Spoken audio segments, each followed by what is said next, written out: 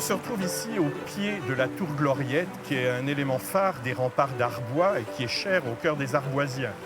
Cette tour, elle date initialement du XIIIe siècle, puisque les remparts ont été construits à cette période-là pour protéger la ville.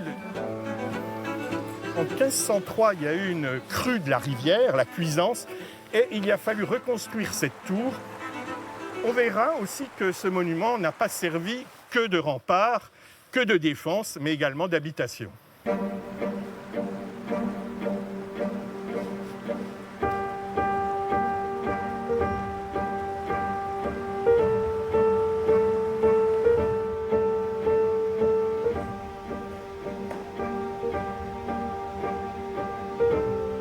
Il faut savoir qu'à travers les âges, l'entretien de ces tours était beaucoup trop onéreux. Et on louait les tours à des particuliers qui les transformaient en appartements.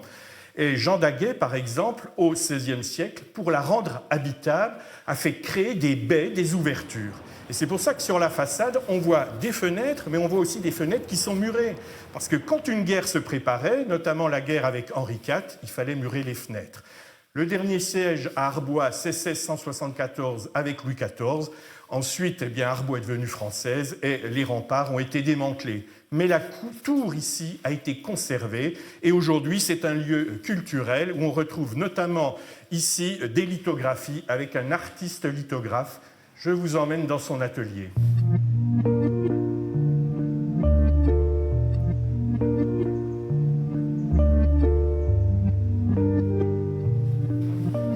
Bonjour Patrice, l'artiste lithographe d'Arbois, un peu comme au XIXe siècle où il y avait déjà deux artistes pointuriers qui étaient professeurs de dessin de Pasteur et Pasteur lui-même a été lithographe.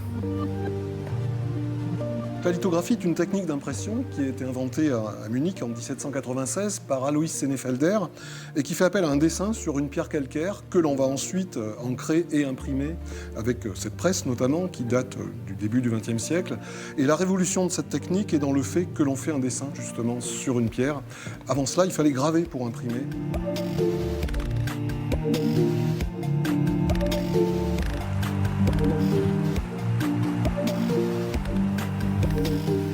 On visite la tour de la cave au grenier.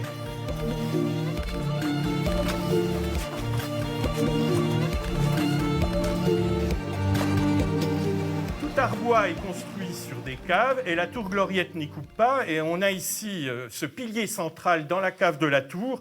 La tour date de sa première construction XIIIe siècle, mais sans doute ici ce pilier avec une architecture très archaïque et encore plus ancien.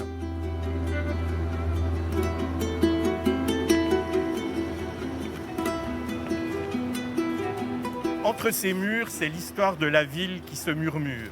Ces murs ont été préservés, restaurés, mais ils sont largement aujourd'hui ouverts au public grâce à l'enthousiasme d'un artiste lithographe.